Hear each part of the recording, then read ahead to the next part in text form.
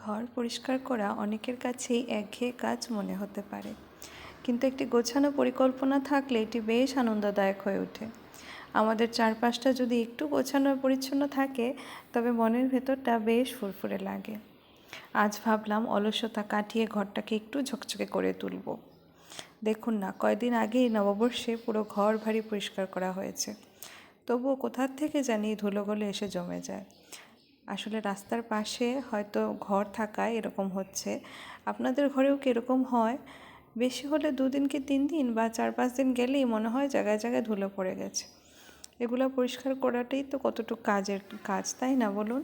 কিন্তু না করলেও ভালো লাগে না। বেশি ধুলাবালি না আমার পছন্দ না। তাই যতটুকু পারি চেষ্টা করি কাজের মাঝখানে এগুলাকে পরিষ্কার করে রাখার। ঘরবাড়ি সুন্দর থাকলে আলটিমেটলি নিজের মনটাও ভালো থাকে। সব কিছু পরিষ্কার করার পর যখন সব ঝকঝকে থাকে, তখন সব ক্লান্তি দূর হয়ে যায়, তাই না? আর আরেকটা ব্যাপার কি, সব কিছু যেন সময়ের সঙ্গে সঙ্গে একটু বদলেও যাচ্ছে। আগেও আমি পরিষ্কার করতাম, যতটুকু ক্লিন রাখা যায় ঘরকে আমি পরিষ্কার করেই রাখতাম, কিন্তু এখন যত দিন যাচ্ছে মনে হয় এটা যেন একটা নেশার মতো হয়ে গেছে। জানি না, বুঝতে পারছি না কেন। মানে হয়তো সময়ের ব্যাপার, দিন যাচ্ছে, ম্যাচুরিটি বাড়ে, তো তাই হতে পারে।